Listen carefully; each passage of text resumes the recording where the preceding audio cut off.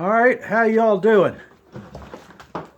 I am working on trying to keep from falling my ass down, tangled up and stuff. I'm working on the 32 Nash. I'll give you a quick update on what I've done. I've worked about 2 weeks now, and I've done about that much work on the car, it seems like. But let me give you a little quick see. All right, here you go. Right now, I hate 6-volt stuff.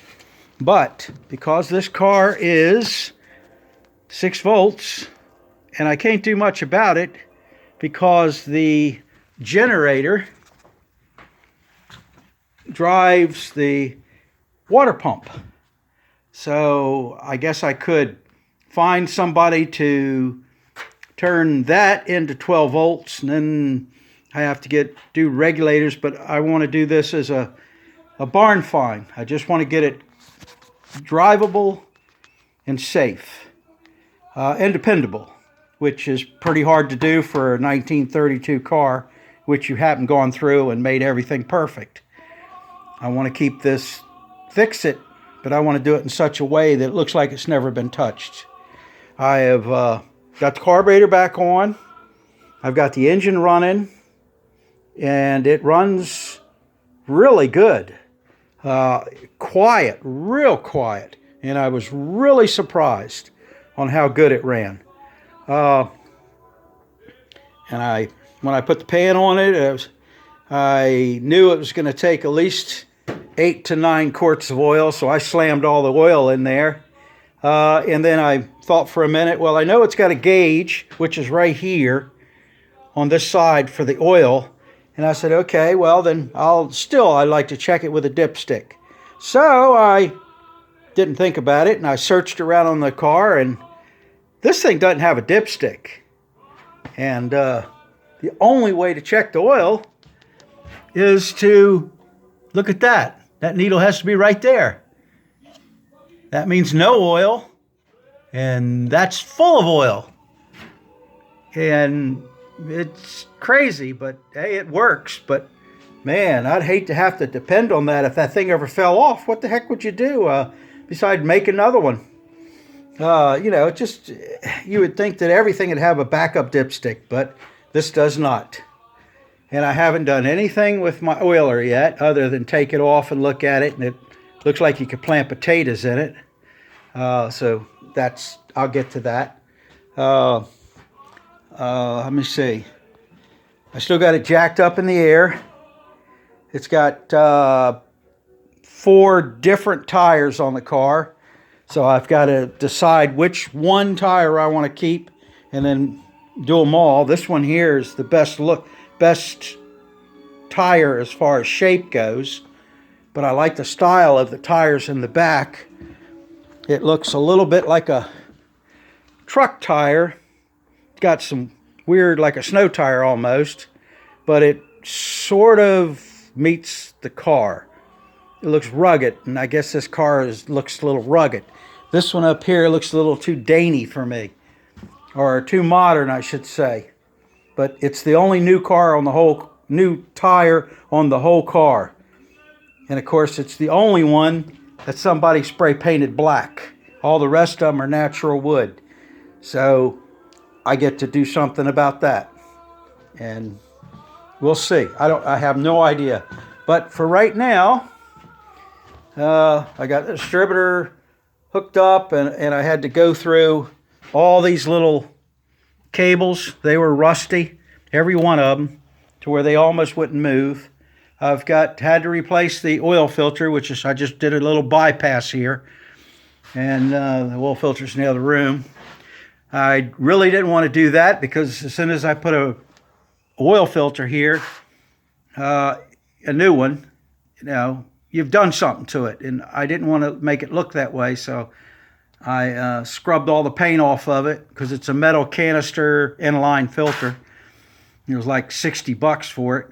And painted it brown, and maybe nobody notice if they don't look real hard. But you got to do something. And there's my pair of 6-volt batteries.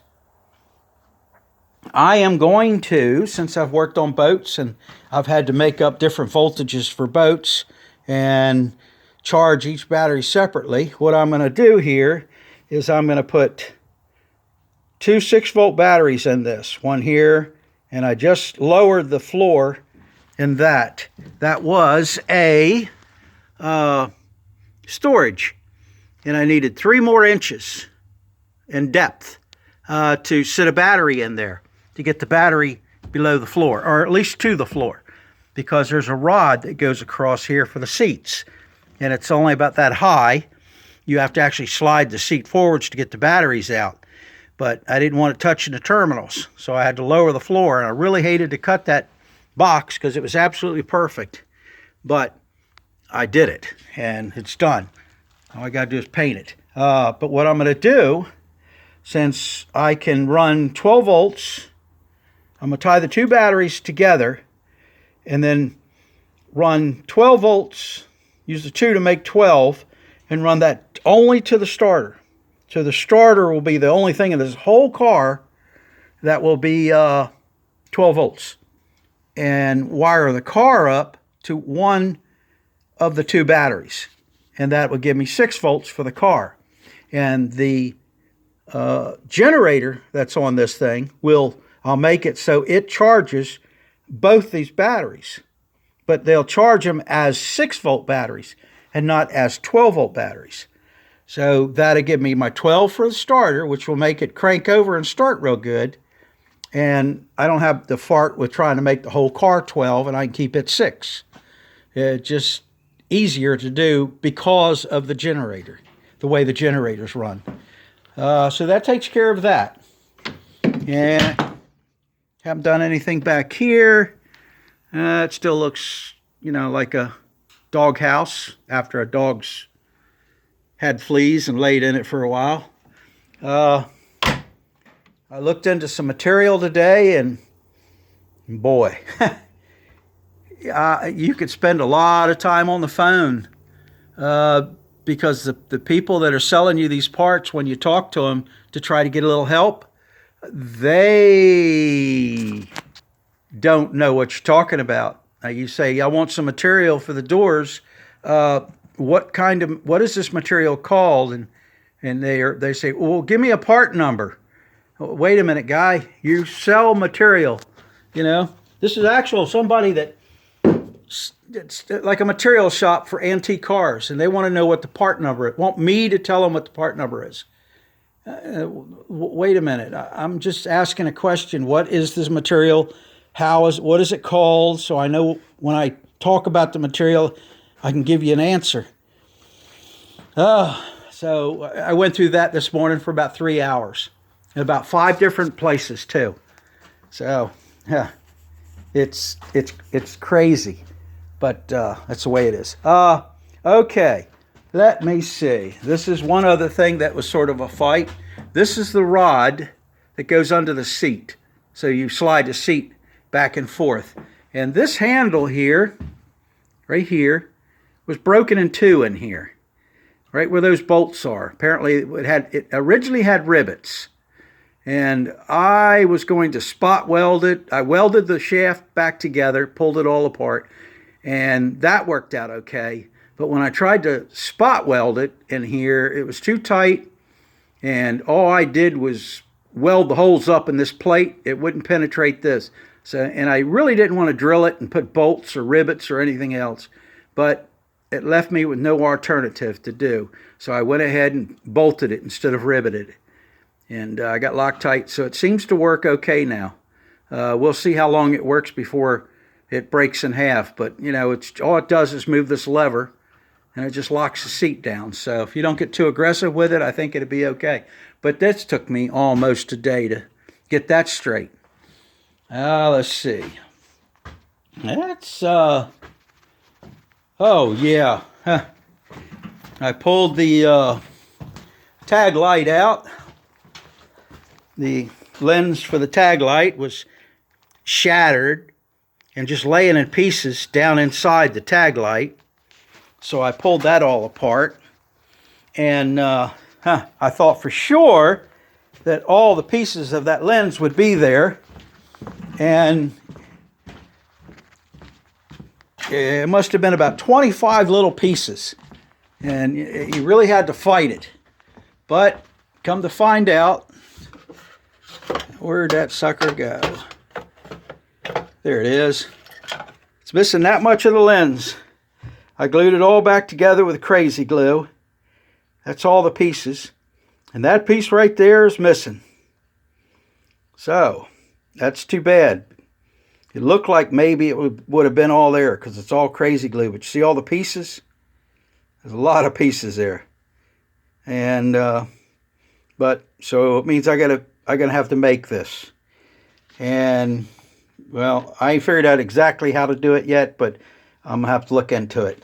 And here is my radiator cap.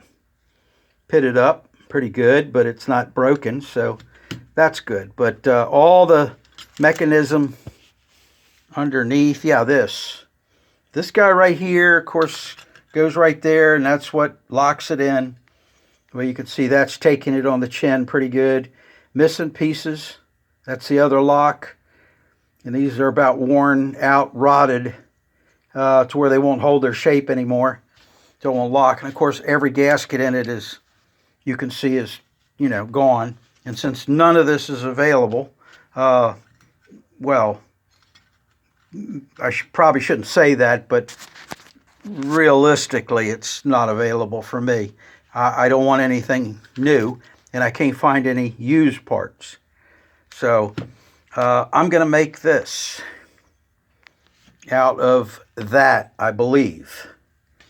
That's sort of my plan because that is the same size, and I'm going to see how it works.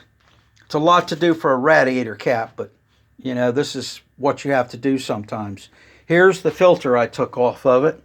This is the oil filter. It was an inline. The band was across here, and you can see it was an Ace, and it actually had a part number right there, but it's all gone. And I tried looking it up, and this is the filter that I got. And it was painted bright red up here and bright yellow down here. And that it wasn't going to fly, so I just shot some dark brown primer on it, and it turned flat, and I sprinkled it with a little bit of black. I don't know. I thought maybe, you know, that would, but I don't know. It was just trying to make it look like that.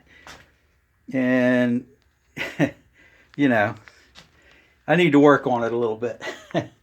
All right, but let's see. I think that's about it. I haven't done anything with the 34 Chevy truck. I'm still trying to find a rear for it. I found a 37, 39 rear end. That's the way he advertised it, but he said it came out of a 37 car. And this is the 36 rear that I wanted to put in that because it has hydraulic brakes. And the one he has hydraulic brakes too. So I think I'm going to try to get it from him if he'll take it apart and ship it to me because it's in Pennsylvania. So that would, it's interchangeable as far as I know. It looks like the only difference is, I think it's in the books I have, it says that it's a half inch longer, the shaft, than this shaft. So, and I think I can fudge that somehow. But if I can get it from the guy, it's cheap. The only problem is getting it delivered. But I think that's pretty much it on what's going on with this car. I'm trying to take care of all the little doodads in it, getting everything to work. I'll get these in, then I'll jump onto the exhaust. I had a little exhaust leak on it. And then I'll see how many gauges are going to work. It's just a bunch of little things, but I just want to be careful what I do because, like I said, I want to make this look like an untouched car, but, you know, right now nothing works other than the engine. and I haven't driven it because I've been running off a jerry can on the floor. It looks to me, when I took the fuel cap off of it over here, somebody has put the gas tank sealer. You can just see a little red tint in there. But it also looks like they did not clean the tank very well when they put it in there. So I'm going to have to pull the tank, and I might have to cut a hole in the top of it in order to see in it real good and see what I've got. If it starts to look spooky, because I'm not fooling with a tank that's questionable. And I thought maybe I could take this tire off and use it up there, but come to find out, this tire is almost a phony, because it's got bolts in the back here that doesn't have. They go through the rim. You can't see them, but they're on the back side. I don't know what they are. There's one right there. I think there's like 4. Yeah, there's one right there. There's 4 of them, and they bolt in this way for some reason. I don't have any idea, but those tires don't have that. And it also doesn't have the backing. Back here where my finger is, it isn't a real tire. It's like, it's got a flat plate, which is on the car. And then this, I haven't pulled this cap off to look and see what this is, but I believe this is a flat plate. So all it is a rim with a set of spokes. That's it. And of course the tire is got a hole in the bottom of it I can stick my hand in. So it looks like almost a usable tire. But I think the tire is on there for show, and that's it.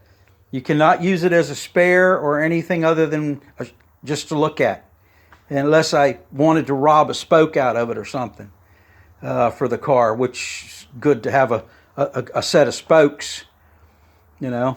But okay, yeah, that's pretty much everything I've done. I haven't done anything to the hoods yet. That'd be almost the last thing I do.